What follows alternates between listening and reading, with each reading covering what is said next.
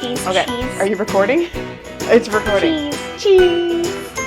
And crackers. And some cheese and sprinkles. And sprinkles. All right.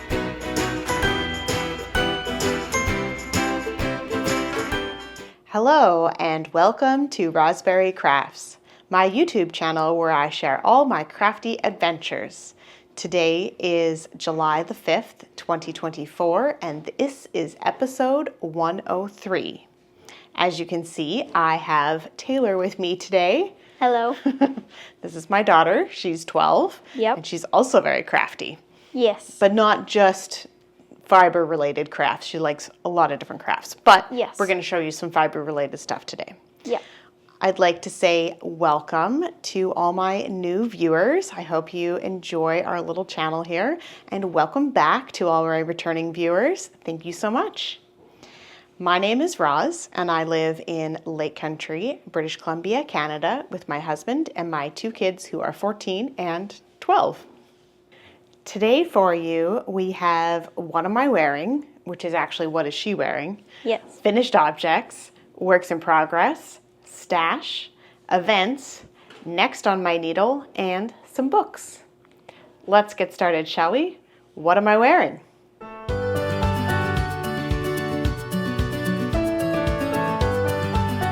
Since it is almost 30 degrees outside, I am not wearing any knitwear, but my darling daughter decided to wear one of her shawls just for the episode today. So, Yes. do you remember anything about this shawl? Me? Yeah. No. No, okay. It's rainbow. It's rainbow. It is rainbow. Yep. So the pattern that I used for this one is called Simple Lace Triangle Shawl, and it's by Kathy Payson. But it's a basic triangular shawl pattern that you could use with any weight of yarn. So it's very useful to have that kind of ability to just use different weights of yarn. And then there's just eyelet lace every inch or so, I don't remember. And then I changed the border at the bottom because it was just supposed to just have a stockinette and you could have a little curl at the edge, but we decided we liked the garter edge instead. So Yes. it lays nice and flat. And it's sparkly. It is. The yarn is Red Heart Roll With It Sparkle in the Kaleidoscope colorway. And I searched through the entire bin of ones to find one that started with the purple so that I wouldn't have to tie the yarn in anywhere else and rejig it. So it worked out good. Yes. Awesome. Let's move on to finished objects.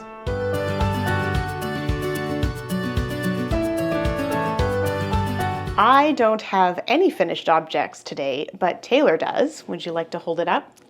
Yes. Yep. I made a coaster out of my favorite blue yarn. I don't know who made it, but it's very cool. We bought it last summer, right? Yeah, On our last trip. summer on our trip. And I just learned how to crochet, and this is my first finished object, so I'm very proud of it. You did a really good job.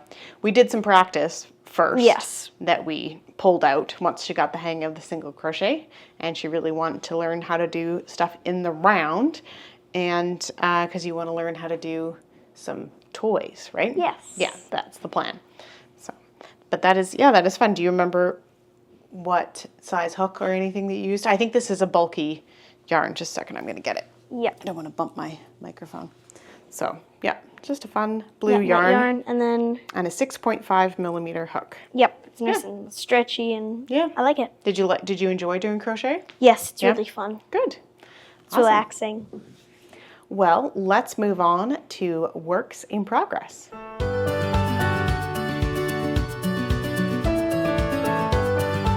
My first work in progress is my Whitmore sweater. And last week I showed you the swatch that I did that is a bit wonky.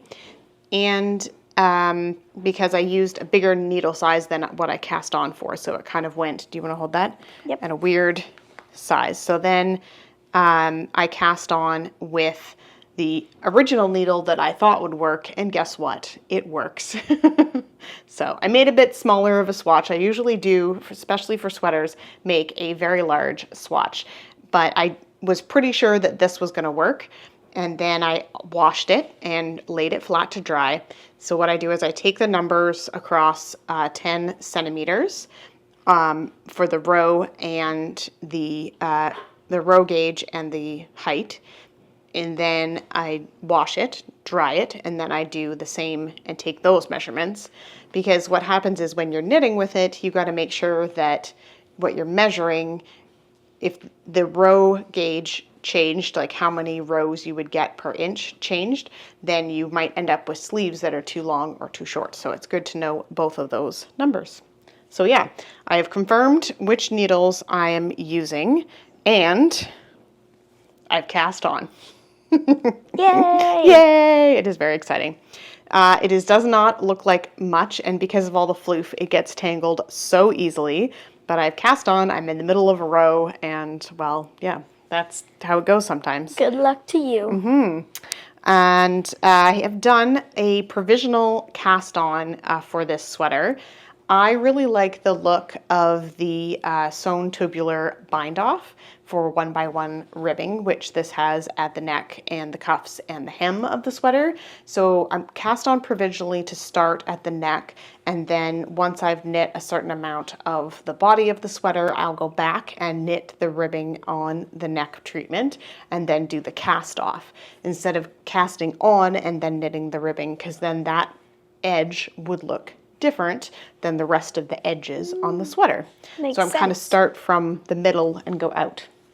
Awesome. Yeah, so fun stuff. I always use the crocheted provisional cast on. I find it very easy to use, and I will link to the Very Pink YouTube channel video that I watch for that. Let's hold up the yarn. Oh, that's very pretty Do you want to hold the floof? Ooh. it's like a Dribble? cat. It's like a cat. So this is Fireweed Fiber Co. The one that I'm holding is the Violet Sock, and this is in the colorway 29. And this is the Anemone Mohair Lace, and the color is Cold Winter Morning. And it's just seeing it like this, you don't necessarily see the color differentiation, but if you look close, you can see that there's slight colors on it that are different, which is great. So yeah, I have many skeins of those. Now I have to wind all of them up before we leave on our trip, because I'm not taking my Swift and Ball winder on the trip. No. I could. We definitely have room in the trailer, but might as well do that work ahead of time, right? All right, let us move on to some hats. Unless you have a work in progress you want to talk about? Nope. No? Okay. So last week you saw the tinsel mitts and out of this yarn, and I have finished those last week, and this week I have made a lot of progress on the hat that goes with them. Oh, perfect. What do you think? Lovely. Yeah, it might be a bit big for you now that I'm looking at it, but You can have it. you can grow into it.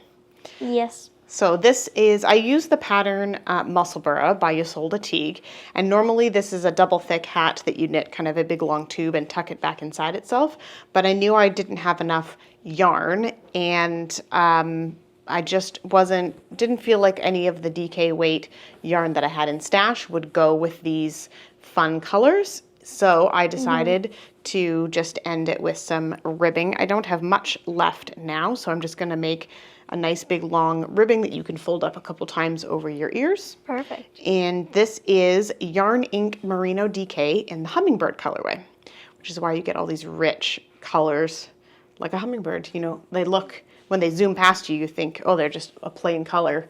But when you get like that slow-mo or that instant shot of them, they have lots of colors, right? Yeah. Yeah. And I have another Musselburgh, and I've made quite a bit of progress on this one. And this one is for my son. He picked out the colors. Have you seen this one yet? Yes. Are you jealous? No. You're going to steal it from him? No. So this is, the yellow is the Biscotte sock in the Flash colorway, and this is Emma's yarn in the Shut the Front Door colorway. These are both a light fingering weight, so kind of the thinnest that you would make a Musselburgh out of, but he runs very warm, so it's good that he has a nice thin hat, and we'll be able to find him anywhere in Yes, this would be he like, will be there's Cooper. very vibrant. Yes, but so that is good. I've finished the increases, so now I just have a lot of round and round and round knitting for that one. And the last project that I wanted to bring up is my granny stripe blanket, and I haven't shown this probably for over a year, but you and I were sitting the other day crocheting, and I got quite a few stripes done on this, so I thought I would bring it out. Also, I probably won't get much done on the summer, so yeah, but it is a couple stripes. So this is all scraps left over from other projects. I am holding fingering weight double. It is 4 feet wide, would you say? As tall as you are? Maybe taller? 4 feet. That's definitely like 5 feet? 5.5. It's very big, but it has a multitude of colors and just whatever I have like the leftovers. colors, like the blue. Do you want to hold that? Oh yes, definitely. So what I did, I like the blue. and I'm sure that I've shown this before, but if you're new, you can.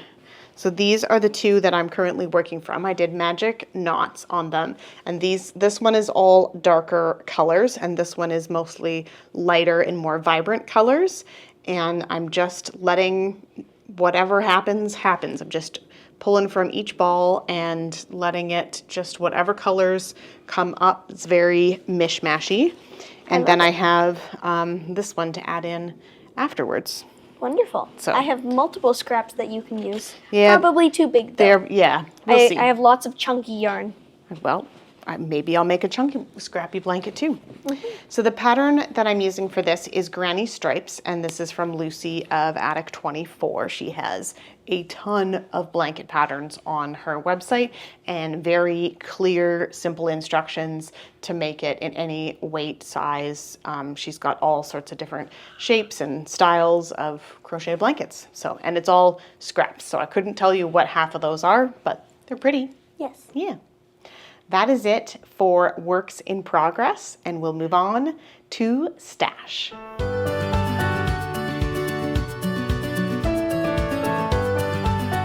For stash, I have, now that we're in July, I have my June numbers for you. I did purchase or have purchased for me some birthday yarn. Yes. So for June, that was a total of 1350 meters in. And I finished quite a few projects, but lots of little projects. So I only have 844 meters out. But that is still good because my yearly figures are 7,516 in and 8,286 out, which is a difference of 770 to the out. So to the good. Good the math. direction that I want to be going. So that's good numbers so far for this year. However, I predict there will be some yarn shopping on our trip this summer. Just some. Just a few places. We few thousand places? No, not that many. I'm kidding. But yeah, good numbers, and no other stash has come in. So let's move on to events.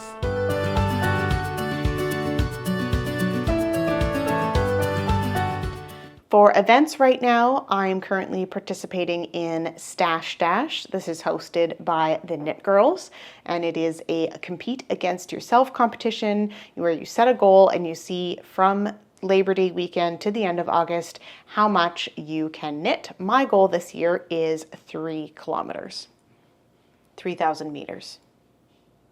No, that's not a good idea? That's a lot. She's like, that's a lot. I usually do that in the summer. 3 kilometers. Worth of yarn. That's scary. Wait, knit that much or have that much? No, knit that much. How much have you gotten so far? That is a good question. Well, for June, I got 844, but there were a couple projects at the end of May that I finished. Yes. So how many kilometers do you have so far?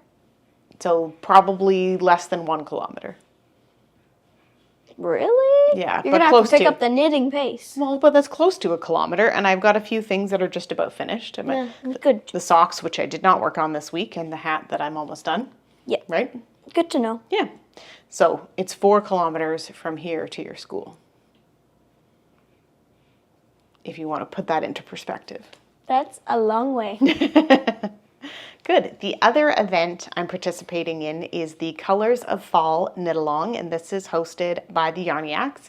And basically you pick something that is in the color theme for the fashion industry, which is quite broad because they look at different cities and stuff, and you can check out their Ravelry group and their website for more information on what those colors are. And then you knit a project. It can be anything: sock, sweater, shawl, hat, and then you style it how you're going to wear it in the fall, you know, when you're being fashionable in your hand knits. So I'm entering the Whitmore sweater for this knit along. Wonderful. Let's move on to next on my needles.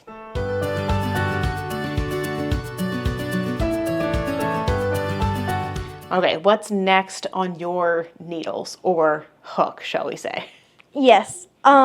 So I am going to make a no-sew axolotl pattern. And I will link it down below for those interested in it's what we're very doing. adorable, and it looks pretty simple. So I'm going to be doing that a lot over the summer too, making toys, and I'm thinking of making a crochet little snake that just like wraps around your arm or whatever.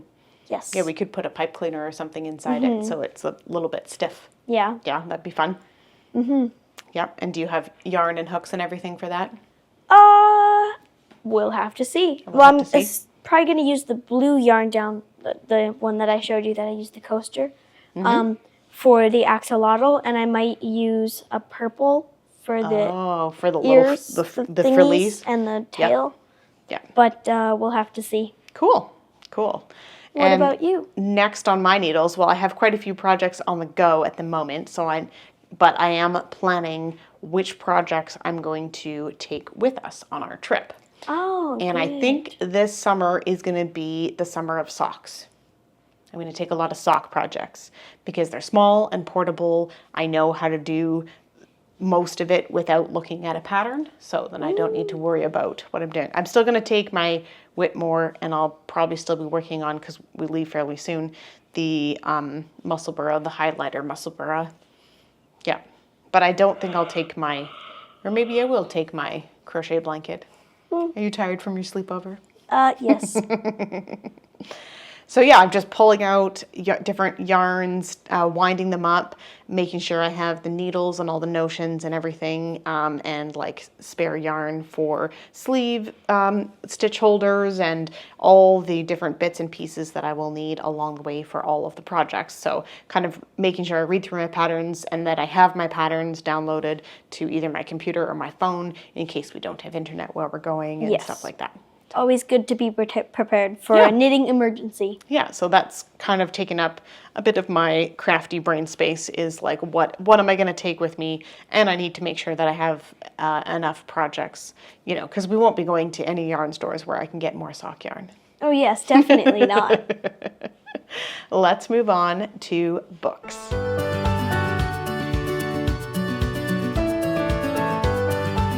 For books this week, I don't have any books that I have finished since I recorded last, but I did want to show you this beautiful copy of A Court of Thorns and Roses by Sarah J. Maas that my husband got me. And it is a collector's edition, so it comes in a case with a nice little ribbon to pull it out. And then the book itself is beautiful. So it's gold foil on the front. If you've read this book, you'll know. So there's the main character there shooting her bow and arrow, and if you can see the outline of something in the forest there, it starts the whole thing. But it's beautifully done. The inside is lovely, and all the pages have this little doodle up in the corners, and there are Smells good. the chapters all have really nice things. It's got a nice map at the beginning. It's hard to see because it's black and white, but That means it's going to be a very good book. it is a very good book. So yeah, it's just very beautiful. The paper has a really nice feel Smell? to it. Smell? Do you want to smell it? Yeah. Oh Approved. yeah, that's a good smelling thing. So yeah, it comes with a lovely case, and I'm very excited about this. Yeah, and it's one of my favorite books. I'm excited that you're excited. I would have to look on Goodreads, and I don't even think all of the times that I've read it are in Goodreads, but I've read this book a lot. It doesn't, there we go, back in. So you just have the little ribbon to get it out again. But Wonderful. Yeah. Looks beautiful. It's beautiful. I like the back with the rose. You like the rose and thorns? Very nice. Yeah. And I just recently listened to the audiobook for this, and I'm currently listening to the second one again for the multiple time. Yes. That is it for today, unless you have anything else. No. No? No, Good. I'm good. Awesome. All right, well, that is all, and we will see you guys again next time. Bye. Goodbye.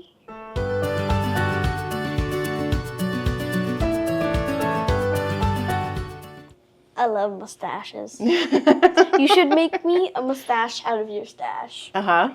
I can make you a mustache. Yes. Do you want And like a a little, full beard thing, or just a mustache? Just like, A mustache, curly mustache? yes. Like, got all of your yarns and then knit a big ball and then use the rest of them to fill the ball. Stuff the ball? Yes. Well, I have a giant bowl of like little bits of yarn that we could definitely stuff into things. Yes. Okay. Fun. So.